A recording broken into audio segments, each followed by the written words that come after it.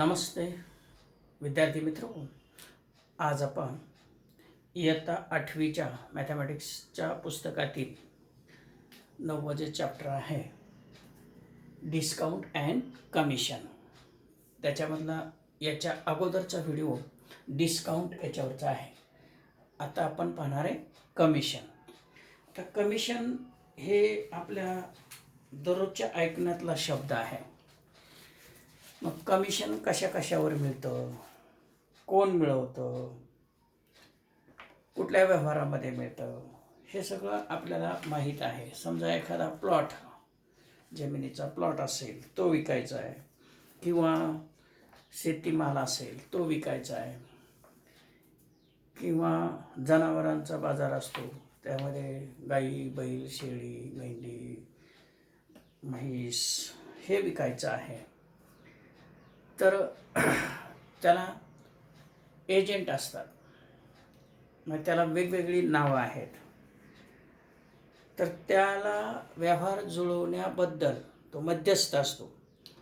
घेणारा आणि विकणारा याच्यामधला तो मध्यस्थ असतो आणि तो व्यवहार जुळवून देतो. म्हणून तो काही रक्कम घेतो त्याच्यासाठी, म्हणजे देणाऱ्याकडूनही घेतो, घेणाऱ्याकडूनही घेतो. त्याच्यामुळं विक्री करणारा आणि विकत घेणारा या दोन्हीकडूनही, ग्राहक आणि मालक या दोन्हीकडूनही तो काही ठराविक रक्कम घेतो आणि त्याला आपण कमिशन म्हणतो. Sometimes it is not possible for a company to sell their manufactured goods. म्हणजे काही वेळेला कंपनीला त्यानं जे तयार केलेलं प्रॉडक्ट आहे, वस्तू आहे, त्या वस्तू डायरेक्ट विकणं शक्य होत नाही. In such a case the company assigns responsibility of selling the goods. तर अशा परिस्थितीमध्ये कंपनी काय करते, कोणावर तरी वस्तू विकण्याची जबाबदारी देते. For example books, clothes, soaps etcetera. म्हणजे त्याने उदाहरणं दिले की बुक्स म्हणजे पुस्तकं जे तयार करतात, जी कंपनी तयार करते ती विकण्यासाठी ही कोणावर तरी जबाबदारी देत असते. त्यानंतर कपडे किंवा साबणा असे अनेक वस्तू आहेत की ज्या वस्तू कंपनी तयार करते पण ती स्वतः विकत नाही. ती विकण्याची जबाबदारी दुसऱ्यावर असते आणि ते विकल्याबद्दल त्याला कमिशन दिलं जातं. The person gets some remuneration for the service. The remuneration is called commission. The person who provides such a type of service is called commission agent. मग ही जबाबदारी ज्याला दिली जाते त्याला त्याच्याबद्दल मोबदला दिला जातो आणि त्याला कमिशन म्हणतात. आणि हे जे काम करतं त्याला आपण कमिशन एजंट म्हणतो. Commission is decided in terms of percentage. The rate of commission vary according to the type of goods. वस्तू कोणत्या प्रकारच्या आहेत त्याच्यावर ते कमिशन अवलंबून आहे. हे टक्केवारीच्या स्वरूपात त्याची जी व्हॅल्यू आहे त्याच्या स्वरूपामध्ये हे कमिशन दिलं जातं. If owners of land, house, cattle etcetera want to sell the belongings, it is not easy for them to find such a customers. In such a situation, the person who brings the seller and the buyer together is known as a mediator or an agent or a commission agent. मी आता सांगितलं की एखाद्याला जमीन, घर किंवा काही असं विकायचं असेल तर त्याला शक्य होत नाही की तो मालक कोण घ्यायचा आणि प्रत्येक कस्टमरच्या कॉन्टॅक्टमध्ये राहणं शक्य होत नाही. त्याला ते जमीन विकता येत नाही, असं व्यवहार जुळत नाही. आणि त्याच्यासाठी जो मध्यस्थी करतो सेलर आणि बायरमध्ये एकत्र आणून त्याचा व्यवहार जुळवतो, त्याला मीडिएटर किंवा एजंट किंवा कमिशन एजंट असं म्हणतात. Food grains, vegetables, fruits and flowers are also sold with the help of a mediator or an agent. मंडईमध्ये तुम्ही गेला तर कमिशन एजंट असतात. मार्केटमध्ये गेला असेल तुम्ही तर तिथं कमिशन एजंट असतात, पाट्याच लावलेले असतात आणि ते काय करतात, शेतकऱ्यांनी आणलेला जो भाजीपाला आहे किंवा काय फळं असतील ती विकण्याचं काम करतात आणि घ्यायला व्यापारी येतात आणि ही जी मध्यस्थी केली जाते त्याला एजंट म्हणतात. त्या एजंटला ते कमिशन दिलं जातं. जेवढ्याची वस्तू विकली जाईल त्याच्यावर ती टक्केवारी ठरलेली असते, 2%, 5% काय असेल ते, त्या पद्धतीने त्याला कमिशन मिळतं. The commission is received from the seller or the buyer or from both. म्हणजे जो घेणार आहे किंवा विकणार आहे किंवा दोघांकडूनही ते कमिशन घेतलं जातं आणि ते डिस्काउंटचे जसे एक्झाम्पल्स आहेत तशीच आहेत, ते पर्सेंटेजमध्ये असतं. तर 16 एक्झाम्पल दिलेली आहेत, ती तुम्ही अभ्यासायची आहेत. त्यानंतर पुढं आहे रिबेट. तर रिबेट, कमिशन, डिस्काउंट हे एकाच अर्थाचे, फक्त नावं वेगवेगळ्या ठिकाणी वेगवेगळी दिलेली आहेत. रिबेटच्या बाबतीत माहिती सांगतो पहा. द ऑर्गनायझेशन लाईक खादी ग्रामोद्योग, handloom shops, handicraft selling centres, बचत ग्रुप्स etc.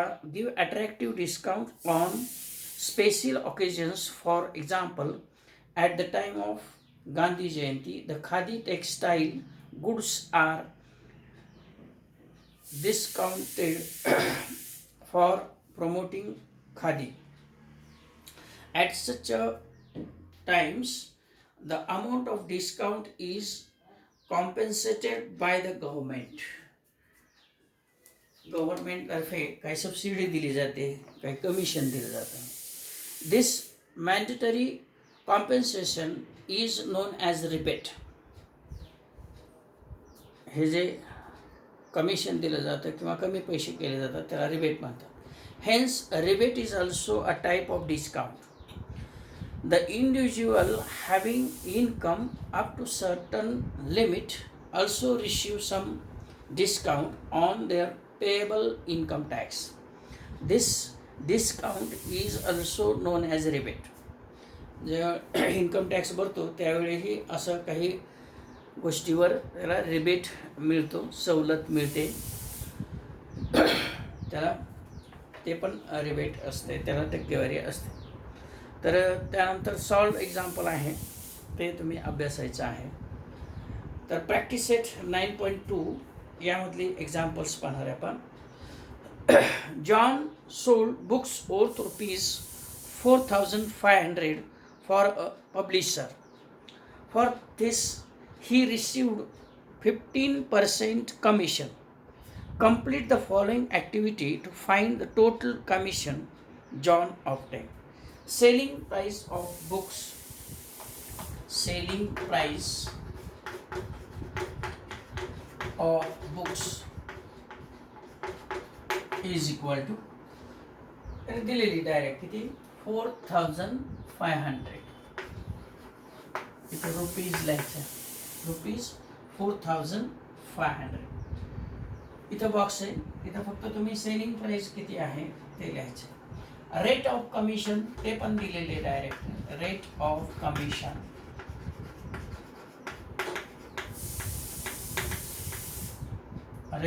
कमिशन ते दिलेलं आहे किती 15% is equal to 15%. Then commission obtain. आता कमिशन ऑब्टेन पाठीमागच्या व्हिडिओमध्ये आपण पाहिलं डिस्काउंट कसा काढायचा. तसं commission obtain is equal to कितीचं सेलिंग प्राइस किती आहे 4,500 into 15/100. 0,0,0,0 cancel and 15×75 15×4 67 64 So this will be the commission obtained rupees. असं ते सोडवायचं आहे. नंतर दुसरं एक्झाम्पल आहे, Rafiq sold flowers worth rupees 15,000 by giving 4% commission to the agent. Find the commission he paid. Find the amount received by Rafiq.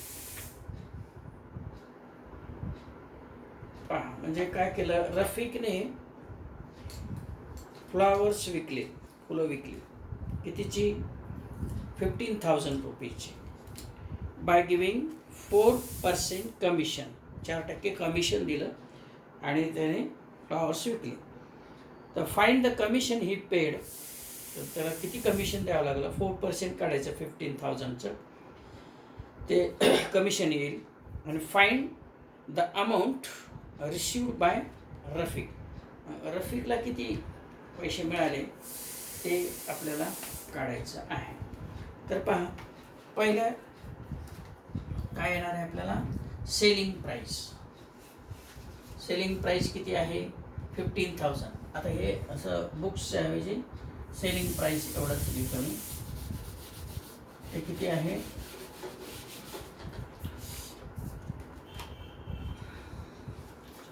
15,000 rupees, 15,000.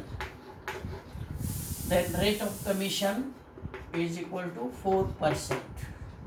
Then commission obtained. इथं obtained म्हणजे मिळालंय, पण इथं काय केलंय, कमिशन त्याने दिलेलं आहे.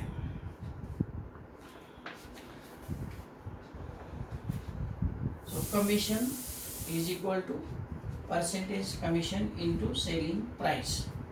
म्हणजे commission is equal to 4/100 into 15,000. 15,000 into 4/100 कसंही करू शकतो. इथं हे डबल झिरो कॅन्सल,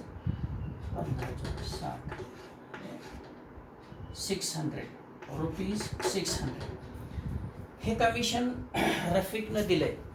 आणि त्याचं फुलं विकून किती आले होते हे, म्हणजे त्याला किती मिळाले, तर amount received bye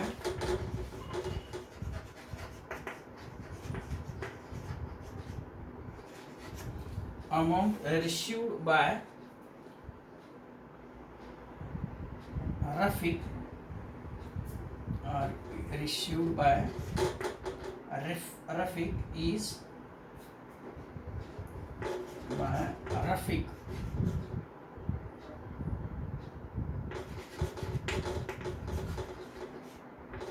is equal to selling price minus commission. Selling price minus commission. So selling price is 15,000 minus commission 600 is equal to rupees 14,400. 14,400 subtraction of this. So Rafiq received rupees 14,400. He give a commission 600 rupees. So this पहा, आपल्याला selling price माहित आहे, rate of commission माहित आहे. Rate of commission माहीत असेल तर commission काढता येतं. किती सेलिंग प्राइस आहे, 15,000. त्याला कशाने मल्टिप्लाय करायचं, रेट ऑफ कमिशन 4/100. 4% असलं की 4/100 ने मल्टिप्लाय करायचं. किती जे पर्सेंटेज असेल त्याला अपॉन 100 करायचं आणि त्याने मल्टिप्लाय करायचं, आपल्याला कमिशन मिळतं. हे कमिशन मिळालं की सेलिंग प्राईसमध्ये एवढे पैसे येणार, पण यातले तो 600 रुपये त्या कमिशन देणार आहे. म्हणजे त्याच्या हातात किती पडणार, 14,400. पुढचं एक्झाम्पल आहे, a farmer sold food grains for rupees 9,200 through an agent. The rate of commission was 2%. How much amount did the agent get? याच्यासारखंच उदाहरण पहा, selling price of food grain. Selling price इथं बदलणार, रेट बदलणार. आणि मग commission आणि मग हे अमाऊंट आपल्याला काढायची आहे. पहा पहिले आहे farmer sold food grains for ₹9,200. So selling price of food grain is ₹9,200. आता इथं काय फूड ग्रेन असेल काय असेल ते इथं फ्लावर्स वगैरे काय असेल ते येईल. म्हणजे सेलिंग प्राइस फक्त म्हटलं तरी चालू शकतं. Selling price is equal to 9,200. त्यानंतर कमिशन रेट ऑफ कमिशन 2%. हे उदाहरणात दिलेलं आहे सगळं. मग कमिशन काय येणार. So commission is equal to या सेलिंग प्राइसला कोणी मल्टिप्लाय करायचे 2/100 ने. 2% म्हणजे 2/100 ने मल्टिप्लाय. 0 0 कॅन्सल.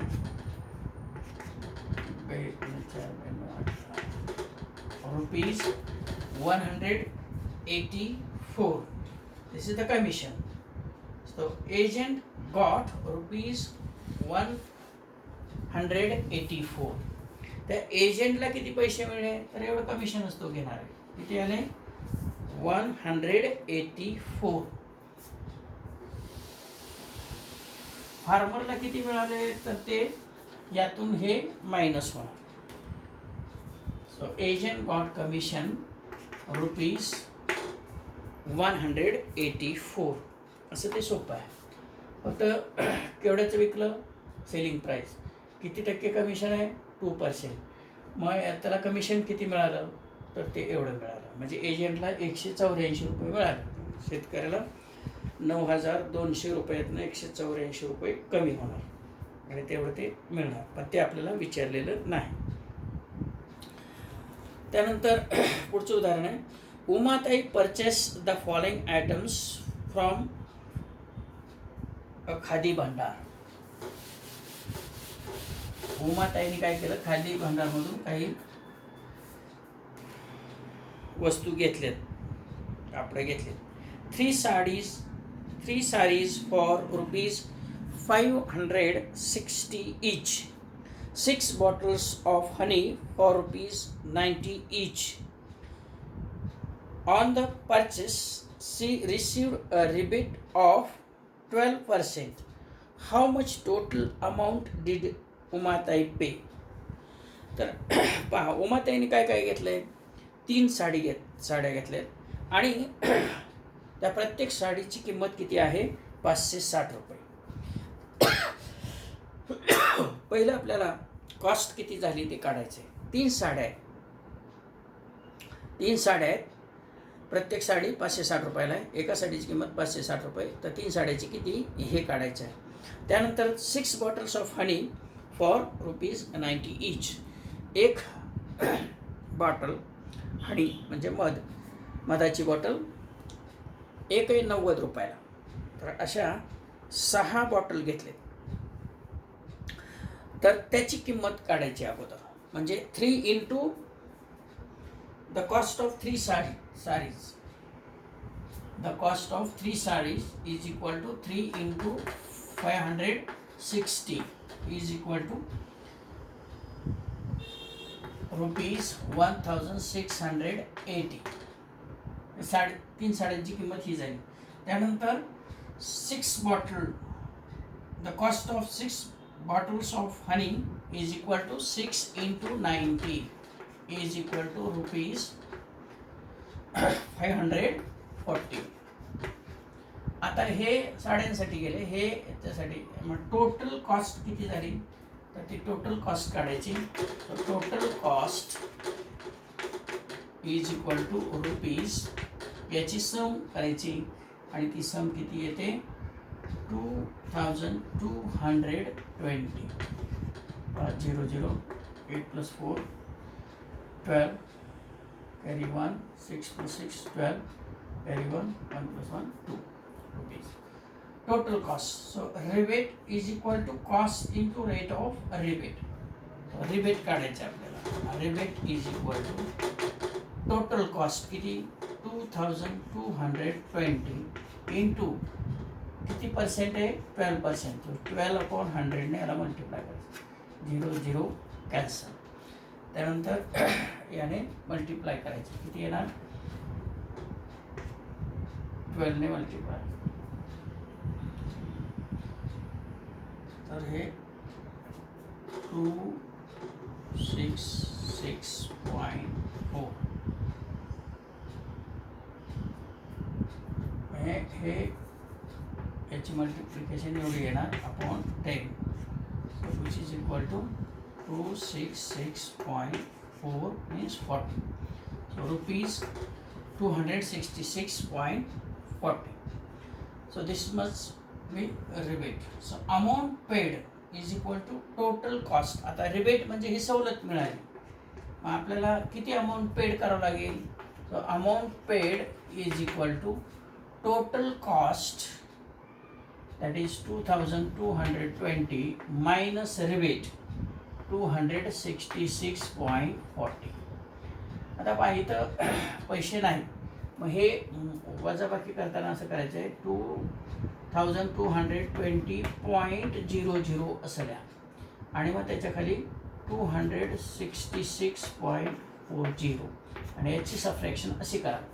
जर तुम्हाला इथं आडवी वजाबाकी येत नसेल तर या पद्धतीने मांडायचं आहे आणि मग कुठेतरी रफ पेजवर करायची वजाबाकी. Minus 0 - 0 0 0 - 4 6 point carry 1 6 3 carry 1 6 7 7 5 carry 1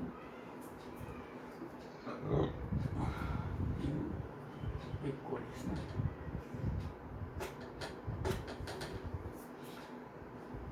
1953.60. So Umatai paid rupees 1953.60 पैसे. एवढे रुपये एवढे पैसे हे उमाताईने पेड केले. पहा पहिलं काय करायचं, किती किती काय काय घेतलं त्याची कॉस्ट काढायची प्रत्येकाची. नंतर टोटल कॉस्ट काढायची. टोटल कॉस्टवरून रिबेट काढायचं. रिबेट कसं काढायचं, तर total cost into percentage of rebate upon 100. मग हे टोटल कॉस्ट आली आपली एवढी, त्याला 12/100ने मल्टिप्लाय करा, कारण 12% रिबेट मिळाला आहे. मग तो रिबेट काढल्यानंतर तो रिबेट काय करायचा आहे, टोटल कॉस्टमधून मायनस करायचा आहे. म्हणजे टोटल आपल्याला किती अमाऊंट पेड करावं लागते ते येते. त्यानंतर पुढचे जे एक्झाम्पल्स आहेत ते मला वाटतं लास्ट एक्झाम्पल आहे. Use the given information and fill in the boxes with suitable numbers. Shrimati Deepanjali purchase a house for ₹7,50,000 from Srimati Leela Ben through an agent. Agent charged 2% brokerage from both of them. पहा, दीपांजलीने लीलाबेनकडून एक घर घेतले. ते कितीला घेतले, 7,50,000ला, आणि त्याच्यावर ब्रोकरेज किती ठरले, 2%, आणि ते दोघांकडूनही घेणार आहे. त्यामुळं आपल्याला टोटल जे अमाऊंट आहे ते दीपांजलीने किती पेड केली आणि लीलाबेनने किती पेड केली हे काढायचं आहे. आता एकच कोणतं तरी काढलं तरी दोघांवरही 2% आहे आणि त्याच्यामुळं दोघांचं सारखं येणार आहे. आता कोणी घेतले आणि कोणी दिले ह्याच्यावर ते अवलंबून आहे. पहा, घेतलंय कोणी, दीपांजलीने, आणि कोणाकडून घेतलंय, विकलंय कोणी, लीलाबेनने, हे लक्षात ठेवा. आता लीलाबेनला जी रक्कम आहे 7,50,000 ती तेवढी मिळणार नाही. जो विकणार आहे त्याच्यामधून ते रिबेट जे काही कमिशन असेल, ब्रोकरेज असेल, ते काय होणार, मायनस होणार. म्हणजे लीलाबेनना 7,50,000पेक्षा कमी रक्कम मिळणार. आलं लक्षात. आणि जो घेणार आहे त्याला 7,50,000 रुपये देऊन परत त्याचं जे ब्रोकरेज आहे ते द्यावं लागेल. म्हणजे दीपांजलीला 7,50,000 अधिक ब्रोकरेज असं द्यावं लागेल. लक्षात येते ना. पहा ब्रोकरेज कसं काढणार मग, म्हणजे Shrimati Deepanjali paid 7,50,000 into 2/100 is equal to ₹15,000. पहा 7,50,000 च्या 2% ब्रोकरेज काढायचं. म्हणजे ब्रोकरेज किती आलं ते काढायचं पहिलं. ब्रोकरेज 2% आहे. Brokerage is equal to